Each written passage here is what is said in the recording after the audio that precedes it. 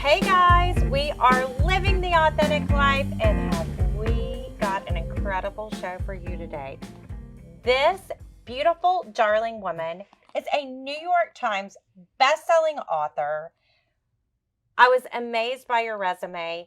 2 undergraduate degrees from Princeton and American and French English literature. and French, yes. And then Stanford girl? Yes, I got an MBA from Stanford, which is not very typical for authors, but I did it. And you have this incredible 2 series of books, but we're here today to talk about the 3rd book in your series, American Royals.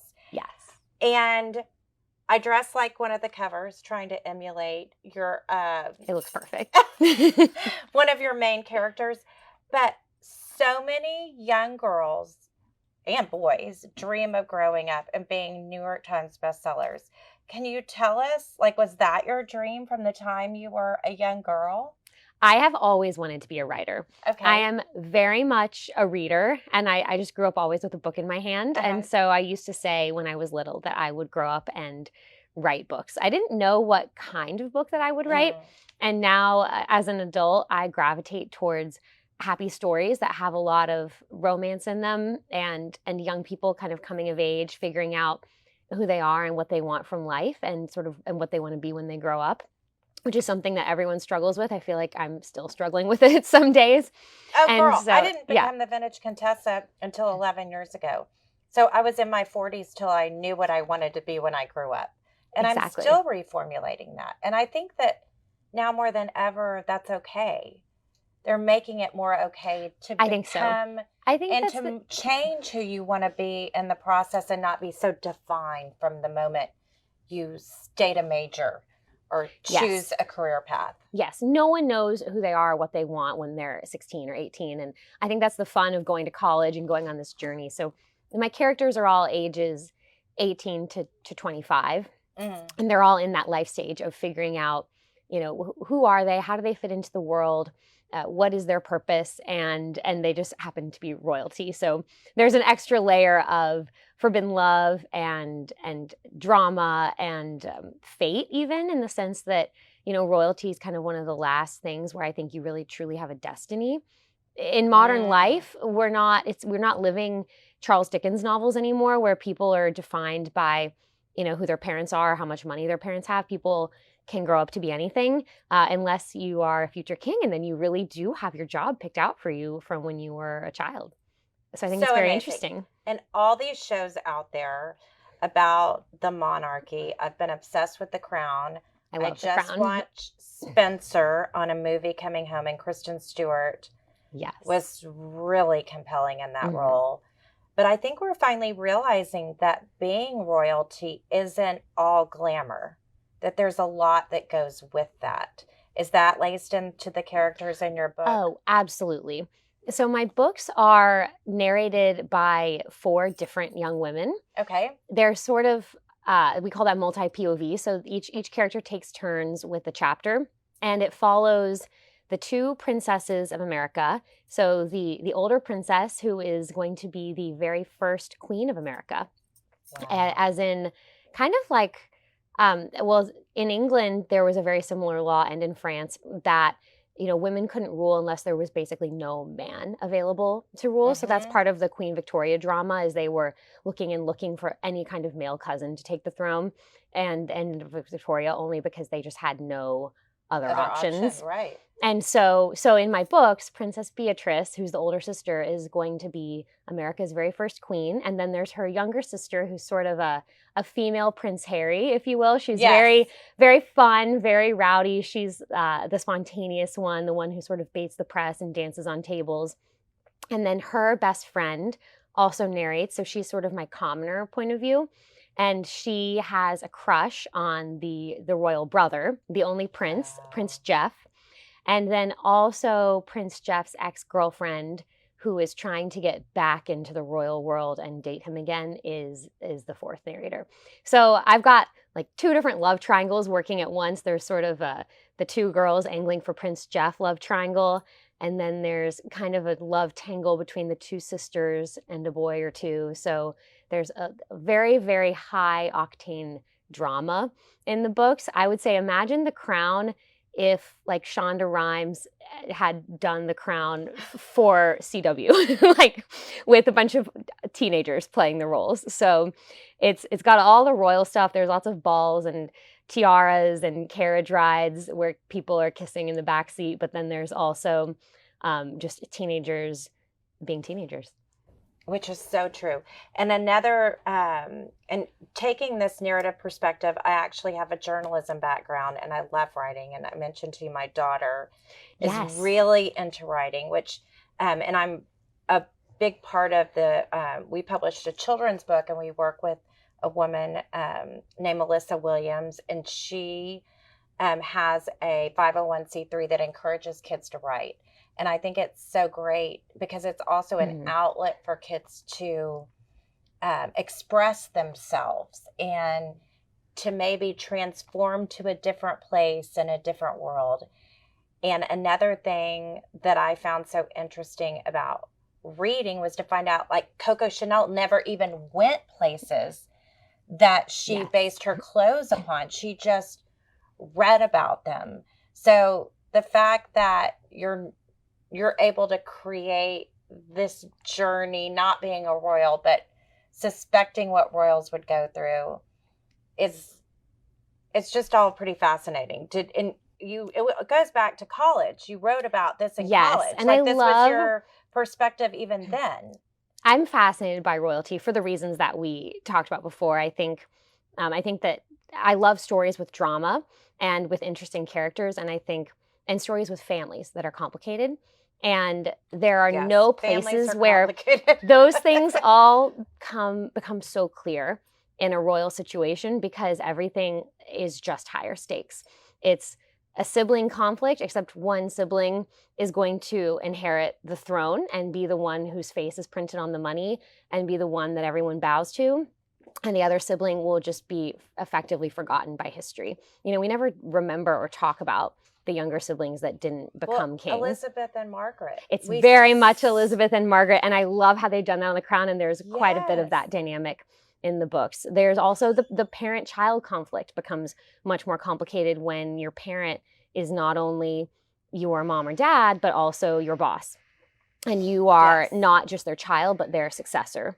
So there's a lot of those trappings of royalty make the family drama feel bigger and more epic. And so I think for that reason, I've always found these royal stories fascinating. I love anything about the Tudors. I love Versailles. I love Queen Victoria. And so I've been reading biographies and historical novels about them effectively my whole life. And I always actually thought that I would write a historical fiction book. Okay. And then this is kind of the story that I ended up getting really excited about.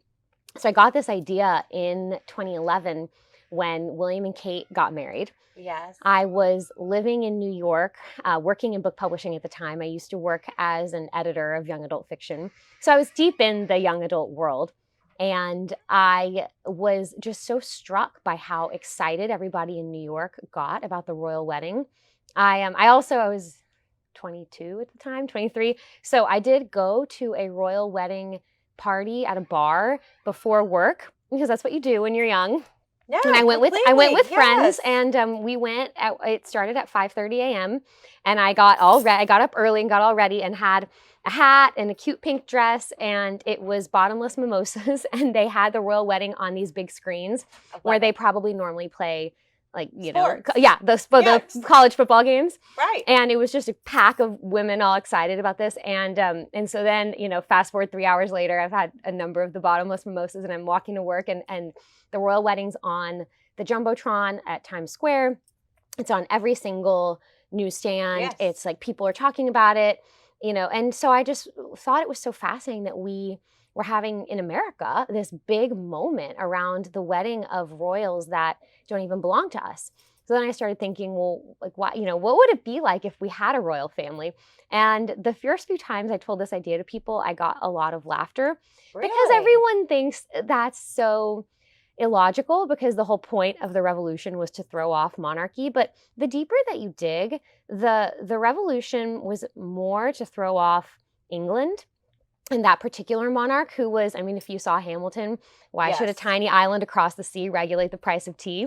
You know, it's very, it made no sense to them that someone who's far away, who had never set foot in America and never would be their king. But, and then of course the men who were writing the laws and who were our founding fathers had this idea of democracy, but it was very new. And the common people did not think that. So I have found a number of letters from the time of common soldiers who were in the Revolutionary Army and who were writing home saying, we can't wait till George Washington is our king.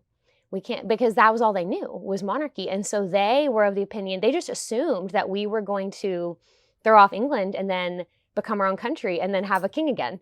And so I love that. That's all they've ever known. Yes. And you even see that with people in communism, like they're so accustomed to living a certain way. Yes.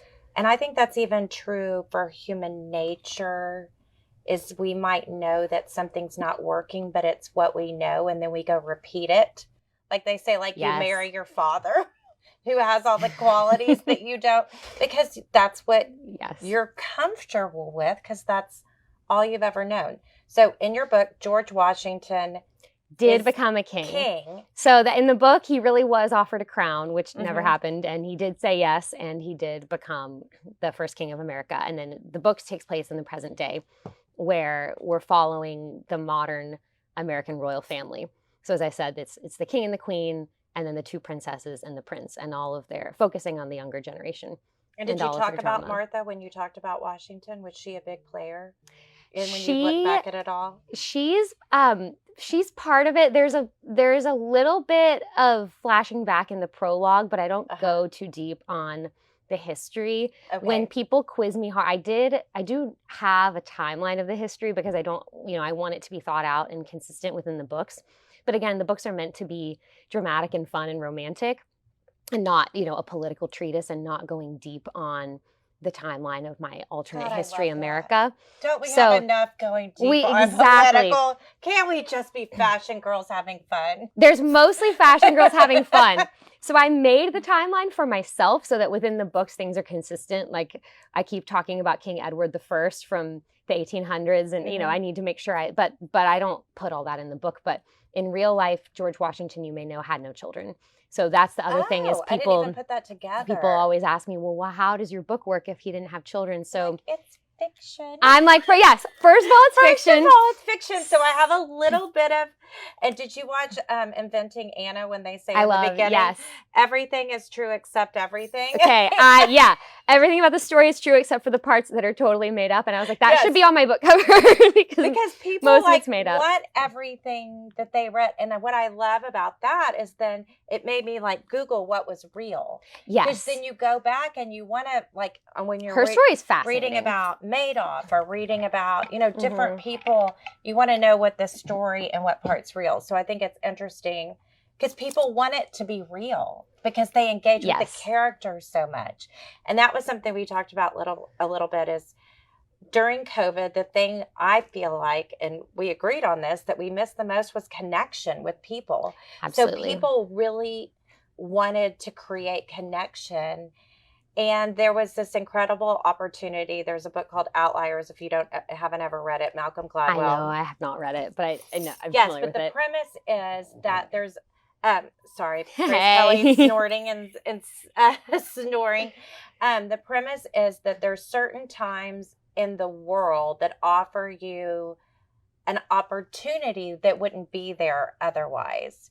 And so COVID happens, everyone's at home, or people connecting with your characters and binge reading. Did you hear a lot of that? COVID was a very interesting time for the publishing industry in general, and for me in particular.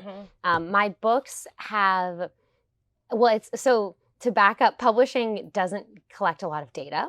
It's not a business where I don't know. I only know things very anecdotally about what my demographic is. Okay, got it. So we have, especially with any kind of brick and mortar sale, I mean, you're running a Oh. business. I'd be curious to how much data you collect on.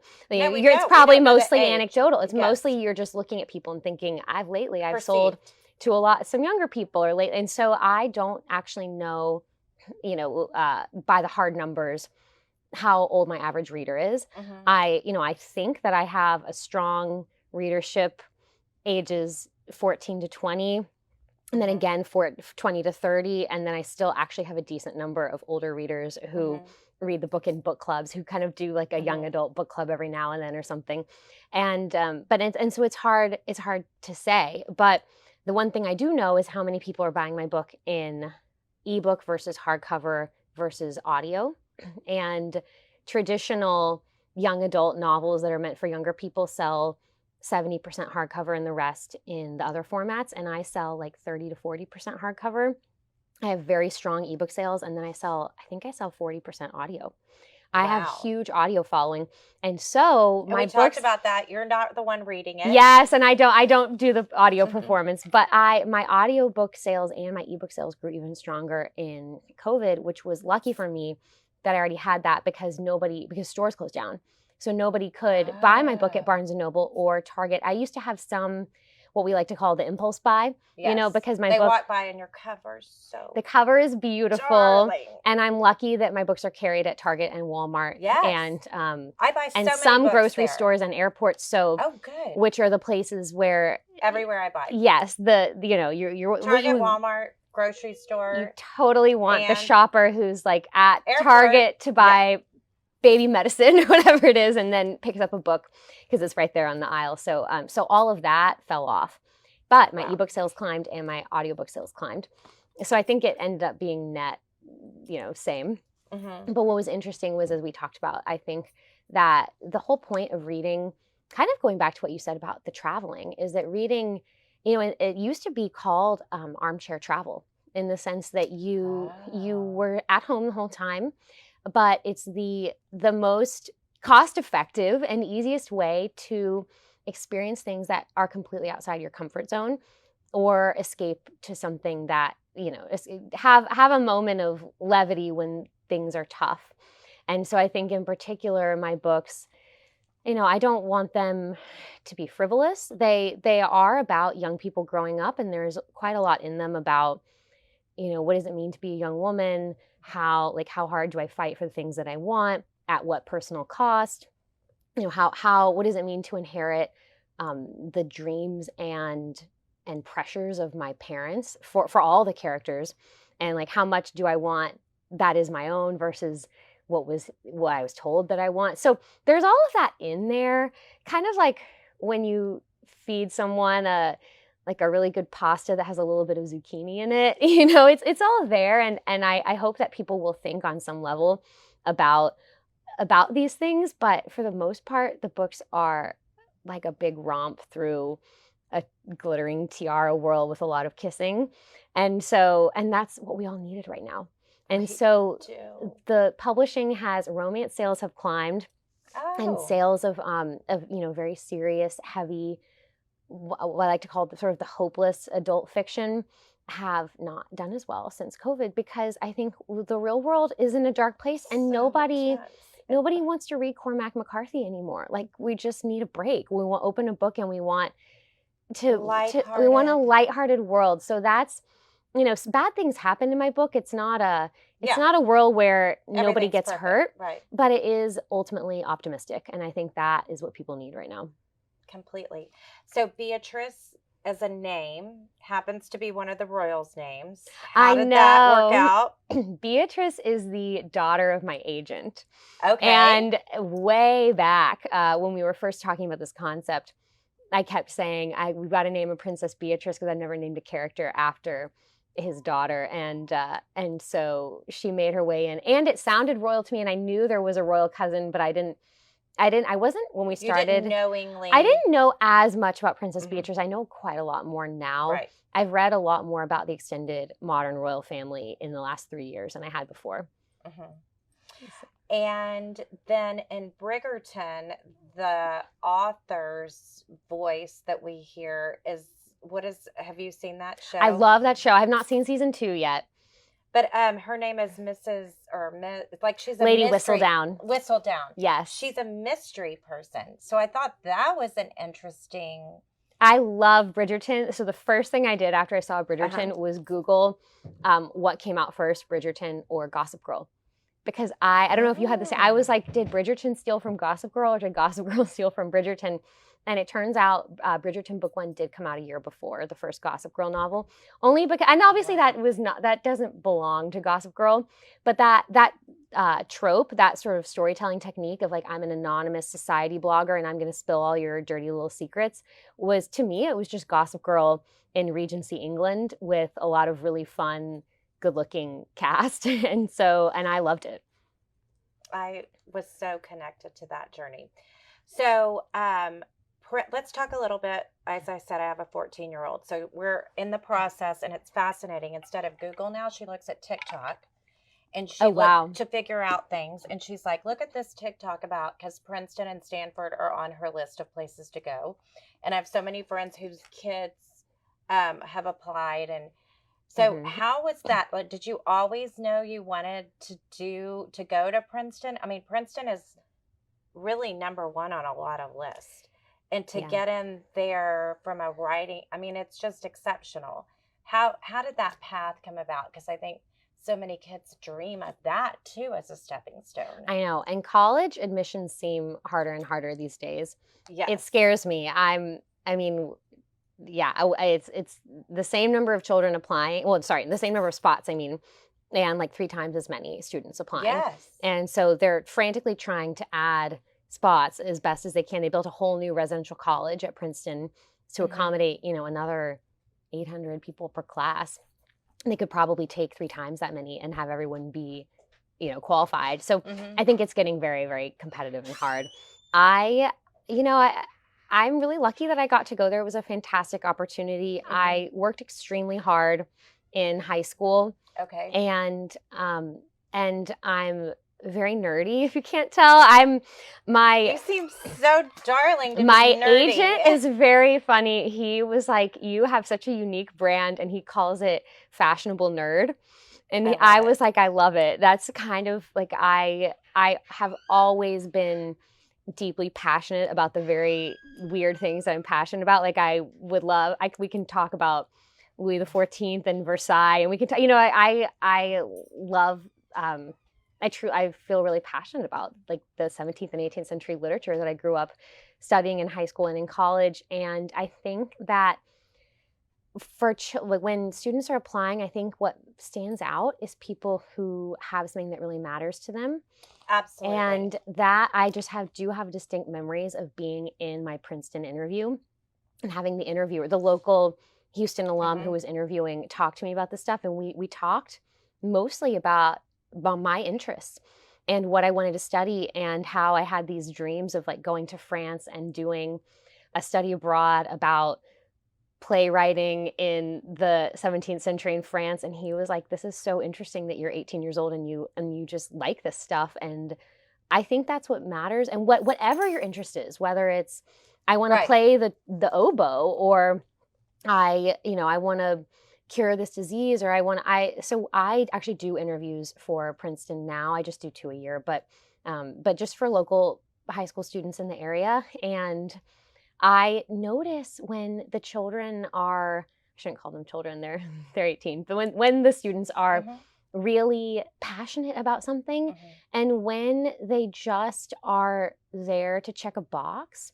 and they're just like, I'm just applying. They want to tell you what they think you want to hear versus expressing themselves. And that kind of goes to your point about authenticity that because for me, I mean, obviously they're letting in at all the top schools, they're letting in smart students, but I think there's like a step beyond, which is just being a person who really cares deeply about something. And I think not everyone has found out what they care deeply about at 18, but it doesn't have to be an academic pursuit or a career. It can be that you care deeply about your family, or you care deeply about your community or something. But I think I can just tell the students that like don't seem to care, and they are sort of they're applying because they were told by their parents they're supposed to apply. Or because it seems like that's the right school to go to. It seems like what they're supposed to be doing. To a place that they're going to be successful. So one of my favorite quotes I found over the last 2 years in writing a TED Talk was by Howard Thurman. And you might not know his name. Do you know Howard Thurman? But he was the person who mentored Martin Luther King. Oh, and well, okay. He said, don't ask what the world needs. Ask what lights your soul on fire. Because what the world needs is, and I don't know that he said soul on fire, but what lights up your soul. Because what the world needs is more people who are on fire. Yes. And that's what you're kind of saying. It's like, don't go and search, like, where do I fit in? But just be you. Do what you love and follow that drive, and believe in something. And I think there's so much to that visualization of it too.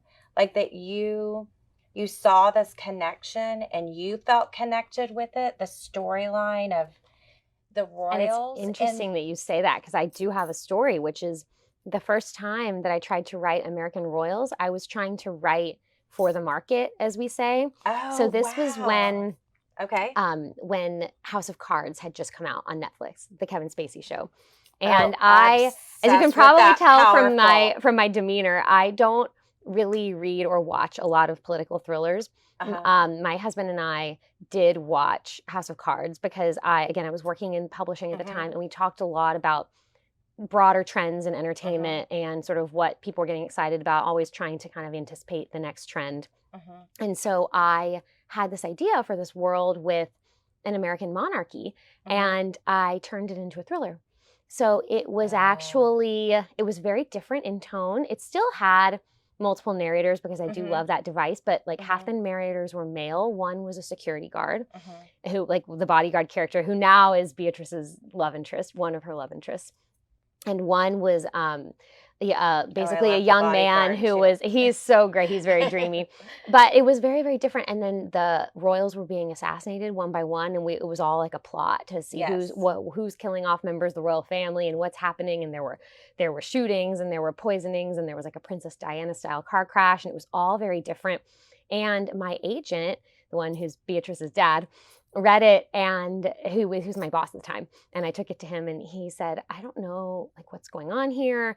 I'm really glad to know that you want to write, but this doesn't feel like you, and it feels like you're trying to write for the market and for something specific, and let's try to figure out your story, the story that you want to tell, the story that you want to read. And so we ended up setting the whole royal concept aside and working on the concept that became my first series, which is a sort of a futuristic love story set in Manhattan 100 years from now. But it's a very optimistic, hopeful world. It's like the Jetsons in tone. I don't know what else to say. Like, I love it. There's no post-apocalyptic novel that compares. Like, it's just a world where we actually got everything right in the future, and people we have robots, but they're not trying to kill us, and they're not really very scary robots. They're kind of more like Roombas, and like the vacuum cleaners on the floor. Exactly, yeah. And so I wrote 3 books in that series, and then I circled back to American Royals because I have never been able to let go of this concept, and I really liked it. And Josh, my agent, kept saying, that was weird. Like, what were you trying to do there? And so I had to sit down with it and say, what are the parts of this that were working? And what are the parts that what are the things that I like in stories? I like, as we've talked about, young people growing up, romance, a lot of fun, relationship drama, and sort of tangled love lives. And none of that was present in the book that I had tried to write. And that I think is a broader lesson in creative fields of exactly what you said. Do the thing, like write the book that you would want to read. Do the creative project that speaks to you. Don't try to do it because people are writing thrillers now and thrillers make money, so I should write a thriller. If you're not a thriller person, your thriller won't turn out good. It will turn out weird, and it won't have that note of passion and authenticity that is what is necessary to make it shine. And that kind of goes back to the term that I mentioned to you, ikigai, which is when you can find what you love to do and you find what makes the world a better place and you're able to be paid for it, then you can do it and reach a state of flow. So you could do it all the time because it just naturally comes to you. I wish I could do it all the time. There are a lot of days I'm like sitting at a computer and I'm like, what is happening here? Well, and I know what you mean. Yes. Yes, but it's so where you know, that idea of people having careers that are 9 to 5, that's not really a life anymore now with phones and everything being instant, and you feel bad if you haven't responded within 10 minutes, let alone versus snail mail or a fax or something. Like, it's just all so different. And I just, every person I've talked to, I feel like, sorry again, I know, she's so snoring adorable. girl. So every person I talk to that has reached this place of success, they're doing what they love. Yes. And it's an effort sometimes. Even when you love things, sometimes you have to, I say, put on your big girl panties or pull your britches up and do it. And so how do you sort of, when you get writer's block, how do you kind of work through that? Are there different tools that you use? I wish I had a perfect answer. I would say overall there are kind of, for me, there are two kinds of writer's block. And so one kind, which is the easier kind to fix, is I don't have, and I literally was dealing with this yesterday because we're also renovating a house, which is very exciting, but is a big project. And I was trying to focus on writing, and I literally couldn't. And I try to protect my writing time. I put my phone, I do keep it, I put it on vibrate on the other side of the room. And I close out all their apps, so I'm just in Microsoft Word, not looking at my email or anything. But I just kept thinking about my tile order. And your to-do list. And my to-do list. And usually I'm able to kind of close all that down mentally. And I just was writing, and I kept thinking about I was like, I haven't placed the tile order. I haven't placed the tile order, and I don't know what tile's going in this bathroom. And so I just stopped and like spent an hour figuring out the tile situation. Because sometimes you just have to. And so for me, it's like, if there's something else in your life that is intruding upon your creative time in such a way that you can't block it out, just go resolve it. And if sometimes it's very, very simple, like I am exhausted and I'm trying to plonk at keyboards and I just need to go take a nap, or, you know, I haven't heard from my sister and she sent me a mean text and now I think she's mad at me and I need to call her and make sure we're not fighting, or something like that is much easier to resolve. The harder writer's block is when it's not an environmental thing and you're writing, is just not the story is just, something is not right, and you're writing and you're like, I'm not connecting with this, I'm not having fun. For me, when I am writing and it is, and I know that the story is right, that's when it becomes the most fun. And it's like the characters you see on a rom-com, and like I probably look like an insane person to if you were observing, because I'm writing and I'm like smiling to myself and I write some kind of good line of dialogue and I'm like, ha ha ha, I like laugh at it, and it just flows very easily, and I truly am doing what I love. And those are the absolute best days. And so the flip side is obviously the days where I'm just grinding it out and I'm thinking, this is not right. Somewhere I took a wrong turn. But do you still push through that? Because there's a certain amount of time that you need to invest and then it works out? I've kind of gotten to a place where I try to push through till at least half of the draft and reevaluate. I used to write the whole first draft and just push through and then reevaluate the story. So for me, I change story as much as I need to make sure I'm getting the story right. Because with so many characters and such a plot-driven book, I have it doesn't matter how pretty my sentences are. If I don't take my characters to the right place, the story won't feel good to you as a reader. So I have to make sure that every character is on the right journey for them. And sometimes that means I finish the whole draft and read it and look at the character and think, okay, you have a whole new story. And that has happened for one of my characters, for Princess Samantha, the one who's sort of the female Prince Harry. Almost every book, I have rewritten her story from scratch. I've written her whole narrative arc with something, and then I end up hating it and have to strip it out and write like 11 or 12 entirely new chapters for her. So in one of the books, she went to college. It was very boring. She no longer goes to college. She has a new love interest instead. You're sensing the theme. There's a lot of love interest. I love it. No, and I remember one of my closest friends, who is my big sister in the sorority, who lives in New York, so I would always go see her.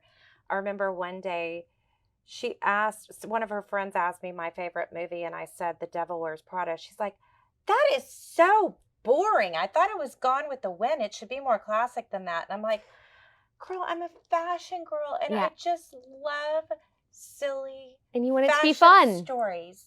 And yes, and I still remember like that I disappointed her that I wasn't more intellectual with my favorite movie. So you'll love it towards the very end. Like I have to figure out the story and make sure all the characters are doing the right things, and then by the third, and then sometimes the fourth. Hopefully, I'm not quite at a fourth draft, but by those points, it's the story is all in place, and I'm just making each scene feel really sharp and really fun. So there's a scene in book one that's basically like the makeover scene, you know, where the commoner girl gets to go to the room full of gowns and like try them all on and transformed. And so my editor towards the end, she said, I don't know why, but the gown trying on scene just doesn't feel as fun as it could. Like, can you just take another look through it and just kind of amp it up? And so I sat at my computer and I Googled top makeover montages in movies, and I found like a list of 10. And of course, The Devil Wears Prada scene where she goes through the Vogue closet was number one. So I watched that. Tucci, right? Stanley Tucci is masterful in that. Yes, so I probably watched that 3 times in a row, and I was like, why is this fun? What's working? What am I seeing? How is the scene building? And because then watch every woman's like putting herself in that place, going, oh, what I would do in that closet. And how do you choose, like, is it your style? Like, how do you choose what fashion style? And I presume that you're kind of diving into describing what each of them are wearing. There's a lot of describing what they're wearing. And that, it's a mix. Sometimes they wear things that my sister and I own. Sometimes they wear, will be very funny. My friends will read a description and they'll be like, that's the dress you wore to my wedding that you put her. I'm like, pretty sure that's your dress. And sometimes I just pull descriptions off of, so I shouldn't say this, but the website that I lean on the most heavily is Oscar de la Renta, because whoever writes the copy for Oscar de la Renta they do a beautiful job. So, I mean, I love all kinds of gowns, but their copy, they write a whole paragraph under each gown. Oh, that's interesting. They describe, like, a gown that gets one sentence on Monique or Carolina Herrera gets this long paragraph, and they describe the way the sleeves flutter, and they describe the material, and they use like 20 adjectives, and they'll be like, it's, you know, a fluttery, whimsical, playful. And so sometimes when I'm really at a loss, I'm like, what's going on at Oscar these days? So my characters wear a lot of Oscar because I love their descriptions. So I'll like cobble together 3 different of the evening gown descriptions and kind of like put my character in that. So God, I love that. And my ringtone is Sex and the City. So I love that each of the girls in Sex and the City have their own style. Is that true with all of the... Absolutely. I would say one of them, so I actually did a launch event at Alice and Olivia, which I'm wearing right now. Alice and Olivia, yes. And have a lot of her pieces. And my 14-year-old's obsessed. It's so fun. And it transcends. Like, I could wear Alice and Olivia and she could. There's a lot of different like length pieces and sort of different occasions, which is really fun. So they were a good partner for this. For American Royals Book 1, they let me launch the event in store. Oh, and fabulous. We dressed 4 of their mannequins as the 4 main characters. Love it. So Beatrice, her sort of classical, elegant style we found this like very tailored white dress for her. And then Sam, the rebel, had this like funky black dress with a denim jacket or something. I'm trying like a cool jewelry. Nina is the hipster. So she had like the grungiest thing Alice and Olivia makes, which is from their LA line. That it was like a vintage graphic tee and something. And then Daphne is the like very, very girly, princessy one. So they had this awesome black tie gown that had like pink feathers all over the hem, Ugh. and we put that. So I put these big signs on each of the mannequins, and it was a great talking point because people would be like, well, Yes. why is Daphne in the pink gown? You know, and then I could explain, well, Daphne just wants to be royal, and she's like ruthless and determined to marry into the royal family at any cost, and she wants to dress the part. So Yes. so it was a really fun event. I'm hoping we can do something similar again in the future. We will see. I think I'm going to have a really fun launch event for book 3 that's coming out in May, and it will hopefully be some kind of fashion show. I don't know yet if it'll have live models or it'll be mannequins or what, but I will keep you posted for sure. Well, I hope maybe you will there's come. a way that we could even accessorize with Birkins and Chanel Yes, bags. I hadn't even and thought of that. Cartier Yes. and Van Cleef and Arpels. Oh, that'd There's be so a lot fun. of ways to bring that in. So are there, in talking about fashion and style, what about personality style? Are there character friends that are like, are you talking about me in this scene? All the time. I had a few, when I first met a few fellow writers when I was on tour for my first book, they said, watch out, people in your life are always going to think that they're you're the writing about inspiration for your characters. And it so happens I constantly have people be like, I can't believe you wrote this about me. And I think, was that about you? I didn't even consciously think that. I do occasionally slip moments of people that I know into the books, but I would never say that I like wholesale wrote a person into the books. That would be lazy, frankly. But the closest analog is there's a decent amount of my sister in Princess Samantha. My sister is the younger one. She is spontaneous and the rule breaker, and wears her heart on her sleeve. She's more emotional and I'm more reserved. She's like falls in love in, you know, every other minute, and I like fell in love once in my life. And so she's definitely the inspiration for some of Samantha, but Sam is different than Lizzie in a lot of ways. But there will be moments where I end up like she'll be getting my character will be getting coffee, and I'm thinking like, what does Sam want? And then I just write in my sister's Starbucks order because I'm like, well, I don't know. She probably wants what Lizzie would want. So, oh my gosh, so there are so moments funny. when I do just cheat Like, it a little plug bit. it in. I just kind of plug it in. Or yeah, what's she wearing to the beach? And I'm like, what did Uh-huh. Lizzie wear to the beach last time we went? Okay, Sam's going to wear that. Oh my gosh, we've already run out of time, and I want to ask you so many more questions. So if you created a series, do you see it as a series or a movie? Oh, I hope so. My agent in LA is fabulous. Her name is Gina, and she's working very hard to make it a TV show. So I think she is technically employed by Warner Brothers Television. We don't need to get in. The structure of entertainment is like beyond complicated, and I've like have deals signed with these people, and I still don't understand it. But you're like, I don't know. She works but for I'm Warner Brothers working TV, with them. so she's exclusively trying to sell it for TV right now. Wonderful. And so we'll do see. you I have an really hope idea so. Of who you would want to audition for different roles? Oh, I mean, there's so many. I feel like all the Helmsworth brothers are dreamy. Like, I would love any of them. The truth is, if this ever became a show, it would almost certainly be cast by like really attractive unknowns from Australia, you know, the way they always do, or wherever. But I feel like there's a lot of the like hot Australians that are ages, you know, 17 to 22 that are sort of around Hollywood. And like, I don't know, we would see it depending on how high budget it was. I don't think they would really get anybody I actually knew. But there are definitely moments where I'm like thinking of some of the actors as I'm writing. So beautiful. This is fascinating, dreamy, takes you to another place, and you are such an inspiration. I think you're the most darling nerd I've ever met. My daughter's a darling nerd, and the guy she's dating is a darling nerd. So I have a love those. We love for the darling nerds. People are like, "You're smart." She's like, "Why do people keep saying that to me?" I said, "I think it's a compliment." For her. It is a compliment. Thank you. But anyway, well, please keep writing and sharing, and we're so honored you could be here. And thanks for forgiving Grace Kelly for snoring. I love these snuggles. She's so sweet. I just want to put her in my pocket. They can shop for your books. Yes, so my books are available anywhere that books are sold, on Amazon and bookstores, and as we talked about, ebook, audio, and I am on social media at Katharine McGee. Fabulous. Okay, guys, have a great week, and we'll see you soon. Thank you. Thank you so much.